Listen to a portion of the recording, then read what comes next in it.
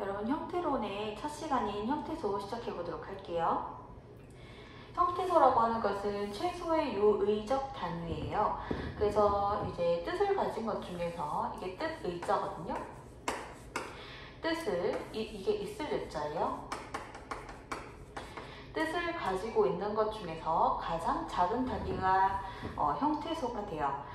자, 자립성 유무에 따라서 자립형태소와 의존형태소로 나뉘는데, 자립형태소는 홀로 쓰일 수 있는 형태소예요. 자, 의존형태소는 홀로는 쓰일 수 없는 의존적인 형태소예요. 자, 예를 들어서 자립형태소 예를 들어보면은 나무. 나무는 주변에 뭔가가 와야 쓰일 수 있는 것이 아니라 이 자체로서 뜻을 가지고 있으면서 혼자도 쓸 수 있죠. 자, 그런데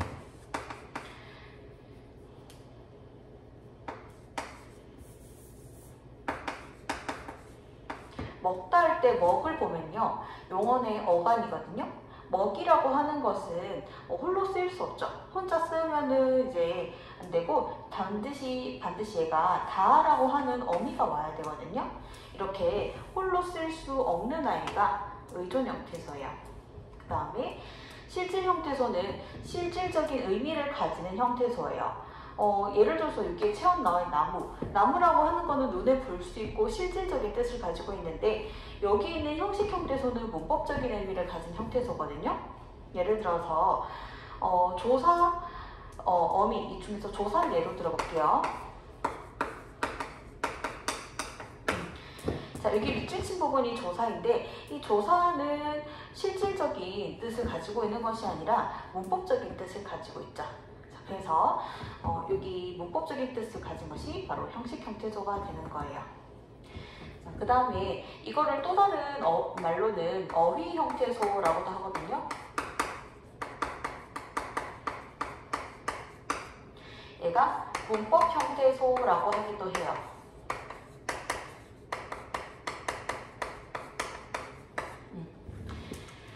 자, 그 다음에 지나가 보도록 할게요.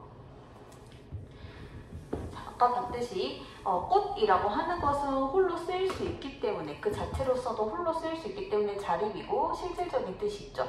이라고 하는 것은 앞에 뭔가 뒤에 붙어서 되는 말이잖아요. 앞에 뭔가가 있어야 올 수 있기 때문에 얘는 의존 형태소이고, 얘는 문법적인 뜻을 나타내니까 형식 형태소예요. 예쁘라고 하는 것은 의존 형태소죠. 예쁘 혼자 쓸 수 없잖아요. 자, 그 다음에 하지만 이제 실질적인 뜻을 가지고 있죠. 문법적이지가 않죠.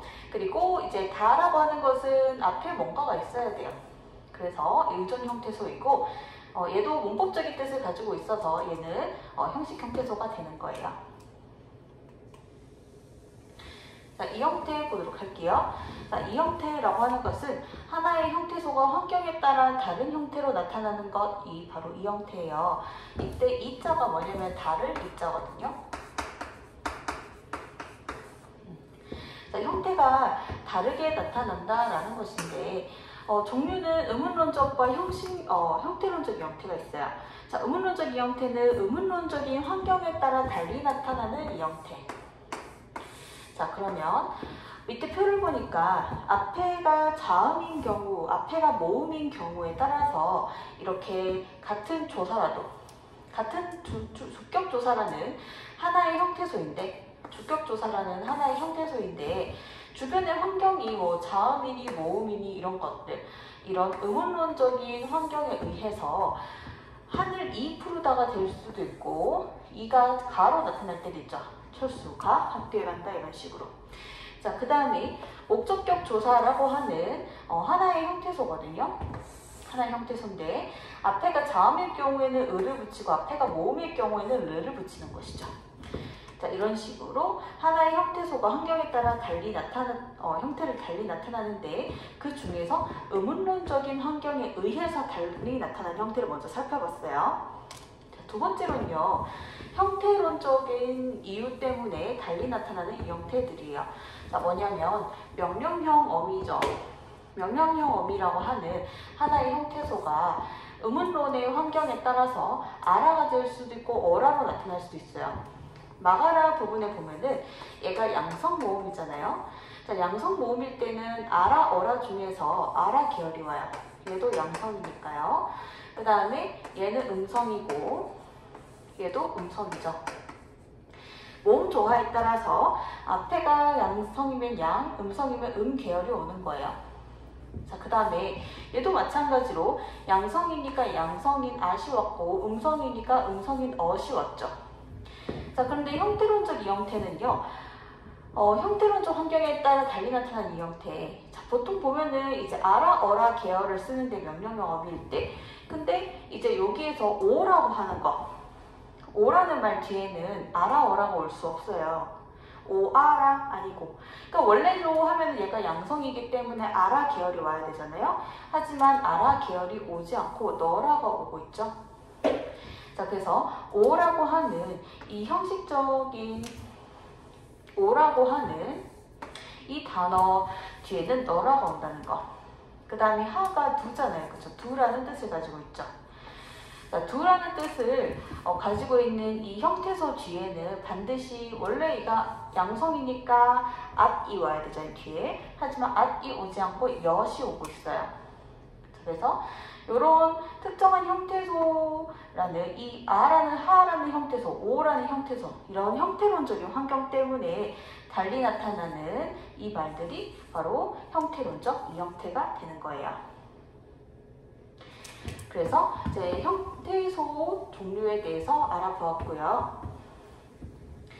잠깐만 다시 앞에 가서 우리 한 번 더 되새기자면요. 여기 보면은 자립 형태소는 학생들이 잘 알아요. 홀로 쓸 수 있어서. 자, 그리고 의존 형태소를 보면은 우리가 아직 용언의 어감과 어미 안 배웠지만 아까 본 것처럼 먹이라는 어감 혼자 못 쓰죠. 다라는 어미도 혼자 못 쓰죠. 조사, 이, 가 이런 애들도 혼자 못 쓰죠. 그 다음에 접사라고 하는 것은 우리가 아직 안 배웠지만 이런 거 먹이할 때 이런 것들이 접사거든요. 이런 애도 홀로 쓰일 수 없어요. 자, 그 다음에 여러분들 형식 형태소 뭐가 있냐면요. 이 세 가지예요. 이제 형식 형태소는 접사. 아까 봤듯이 접사, 조사, 어미인데요. 자, 다시 요거는 여러분 알아둬야 돼요. 얘는. 자, 왜냐면 학생들이 자주 묻는 게 접사 중에서 예를 들어서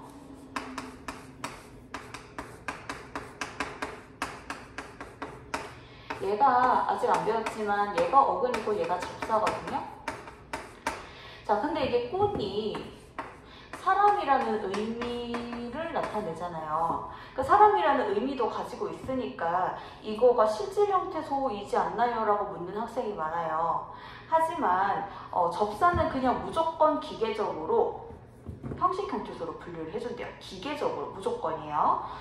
자, 그 다음에 뭐 조사에 대해서는 여러분이 이견이 없을 것 같고 어미도 그래서 좁게 보면은 보통은 이 두 개를 들긴 들거든요. 접사, 조사. 넓게 보면은 여기 어미까지 포함을 해줘야 돼서 여러분들이 접사랑 조사랑 어미 이런 애들은 이 세 가지가 형태소다 이렇게 여러분이 생각을 해주면 돼요.